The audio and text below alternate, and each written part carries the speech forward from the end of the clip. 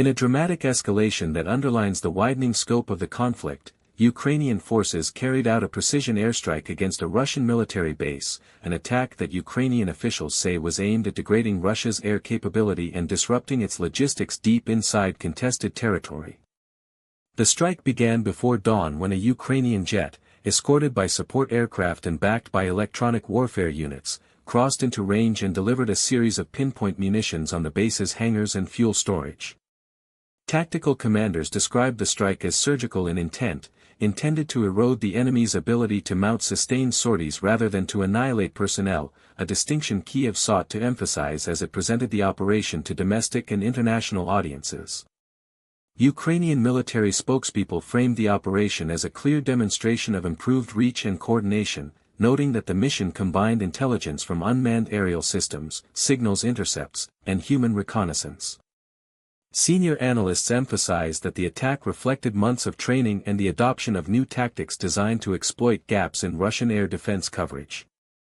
According to assessments by open-source intelligence groups and Western analysts, Kyiv has increasingly sought to integrate manned aircraft with drone swarms and standoff munitions to overwhelm layered defenses and to conduct strikes at times when surveillance and readiness are lowest.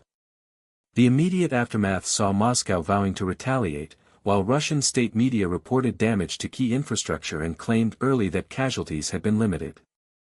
Footage circulated online showed damaged runways, scorched aircraft parking areas, and burned-out tactical vehicles.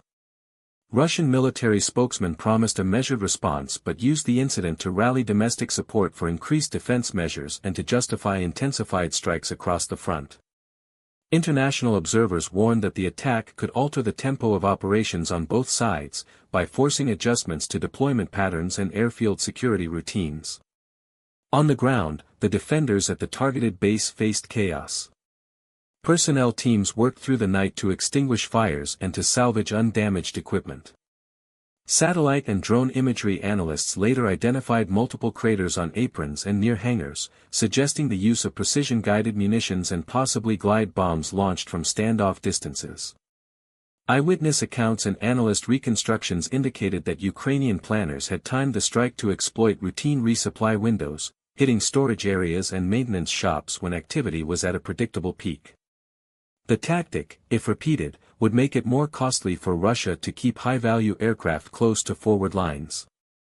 The human toll was mixed in reports and contested by both sides. Early Russian statements acknowledged a small number of injuries among personnel while denying significant loss of life, a claim that Ukrainian officials questioned. Independent war monitors and analysts stated that confirming casualties remains difficult in the fog of war, where propaganda and information operations are potent tools. Even so, the psychological effect on base crews and nearby civilian populations was palpable. Residents in neighboring towns reported windows blown out by shockwaves and a spike in local traffic as families rushed to check on loved ones and to retrieve essential supplies. The uncertainty amplified fear and mistrust across communities that already lived with the constant threat of sudden violence. Beyond immediate damage and casualties, the strategic effects may be longer lasting. Planners on both sides now face altered risk calculations about using airfields close to forward supply routes, and commanders will likely reconsider the dispersion of aircraft and munitions. Ukrainian strategists hope that repeated precision strikes will force Russia to commit more resources to air defense and to move high-value assets further from the front, complicating logistics and air operations.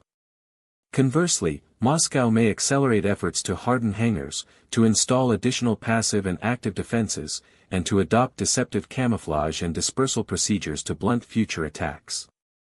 In a striking moment soon after the attack, the situation intensified when a secondary incident unfolded that officials described as an unexpected chain reaction. As firefighters battled blazes at the base, an adjacent ammunition storage area detonated, amplifying the blast damage and sending fragments across a wider radius. This unexpected explosion complicated rescue efforts and increased the scale of damage to support infrastructure, including workshops and communications nodes. Military engineers later reported that the detonation had consumed stocks of spare parts and munitions that would take weeks to replace, further degrading sortie generation capabilities even after immediate repairs were completed. The political reaction was immediate. Kyiv framed the strike as a lawful act of self-defense aimed at degrading Russia's ability to project force and to sustain the campaign. President Zelensky's office released a statement praising the skill of Ukrainian pilots and the quality of intelligence that enabled a local operation, arguing that striking at the means of aggression was necessary to protect civilians and critical infrastructure inside Ukraine. In Moscow, Kremlin spokesman decried the attack as a provocative escalation and vowed to respond, with appropriate force, language that drew concern from international diplomats anxious to prevent any uncontrollable spiral of reprisals. Western capitals reacted with cautious statements. Allied officials called for restraint but underscored Ukraine's right to defend itself. Some European diplomats expressed concern about the potential for escalation and urged de-escalatory channels to be used where possible. Intelligence-sharing partners emphasized the need for deconfliction mechanisms and warned of the operational risks inherent in deep strikes that increase the odds of accidents and miscalculations. The United States and several NATO members reiterated their support for Kyiv's defensive needs while also urging transparency to avoid misunderstandings that could widen the conflict beyond its current theaters. For military logisticians, the strike underlined vulnerabilities in the Russian supply chain.